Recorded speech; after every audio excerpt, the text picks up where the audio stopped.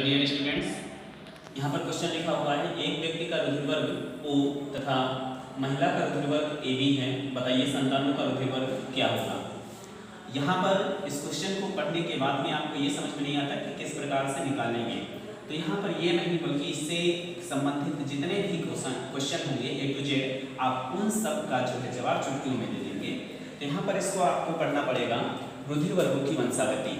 रुधिर वर्गों की वंशागति किसे कहते हैं, तो सबसे पहले इसमें देखिए रुधिर वर्ग आप जो है पढ़ चुके हैं हमारे वीडियो में। तो यहाँ पर वंशागति किसको कहते हैं, वंशागति की जो है यह एक ऐसी शाखा है जीव विज्ञान की जिसके अंतर्गत अनुवांशिक लक्षणों का अध्ययन करते हैं। अब हम बात करते हैं कि अनुवांशिक लक्षण किसको कहते हैं।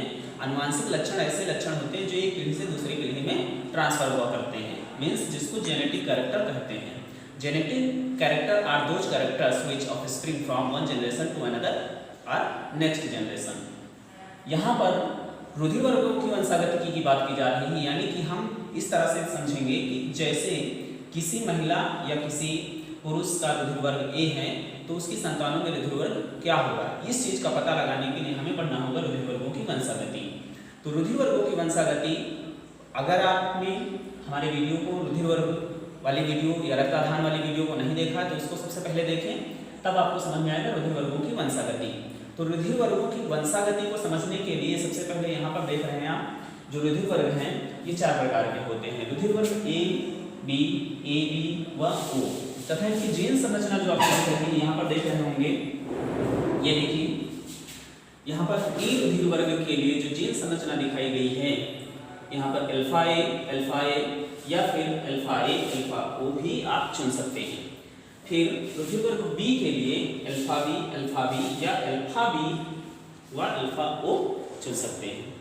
फिर उसके बाद में रुधिर वर्ग AB के लिए जो जीन्स प्रयुक्त किए जाएंगे वो अल्फा A व अल्फा B है। यहाँ पर रुधिर वर्ग O के लिए अल्फा O और अल्फा O जो है जीन्स चुने जाएंगे। तो यहाँ पर क्वेश्चन पर ध्यान दें, जैसे मान लीजिए यहाँ पर लिखा हुआ है कि एक व्यक्ति का रुधिर वर्ग O तथा महिला का रुधिर वर्ग AB है, बताइए संतानों का रुधिर वर्ग क्या होगा।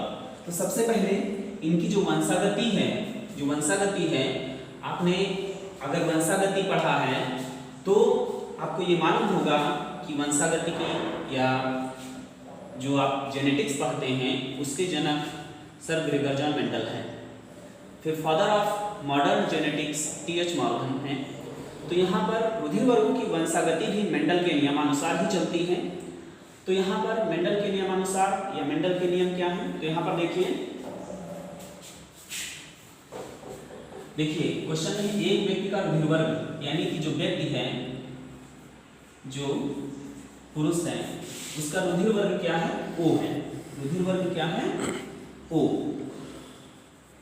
रुधिर वर्ग O। अब इसको हमें जीन संरचना में बदलना होगा। तो यहां पर देखेंगे कि जो जीन संरचना है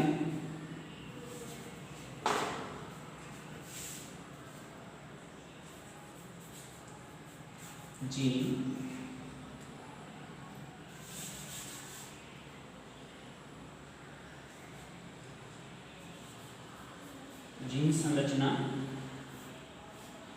तो अल्फा O और अल्फा O दिखाएंगे। अब यहाँ पर देखिए रुधिर वर्ग AB है, महिला का रुधिर वर्ग AB है, तो जो महिला है उसका रुधिर वर्ग क्या है, AB यानी कि AB है। अब इसका जो जीन संरचना होगी वो अल्फा A और अल्फा B होगी।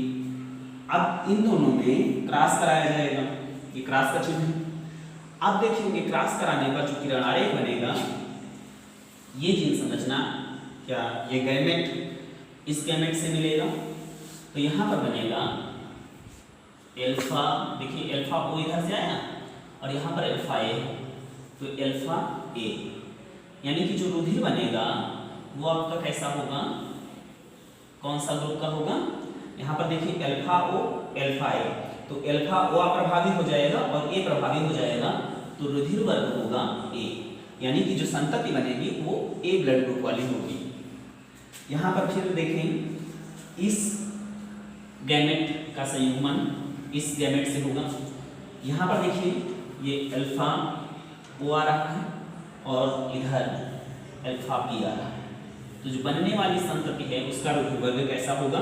ओ तो अप्रभावी हो जाएगा और बी प्रभावी हो जाएगा, यानी कि रुधिर वर्ग बी होगा। उसके बाद में यहाँ पर देखेंगे अल्फा ओ और अल्फा ए, तो रुधिर वर्ग आपका आएगा यहाँ पर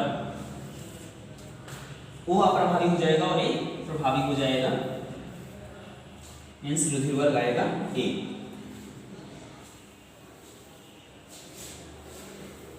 यहाँ पर देखिए अल्फा ओ आ रहा है और ये अल्फा पी आ रहा है, तो जो रुधिर वर्ग आएगा वो अप्रभावी रहेगा और एक जो बी दिख रहा है ये प्रभावी हो जाएगा, तो रुधिर वर्ग जो आपका बनेगा वो बी बनेगा।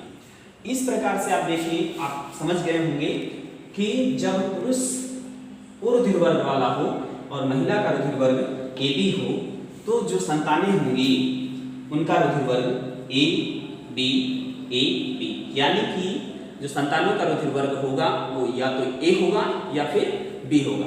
इसी तरह से आप कोई भी क्वेश्चन इससे संबंधित भेज सकते हैं, उस समस्या का हल किया जाएगा।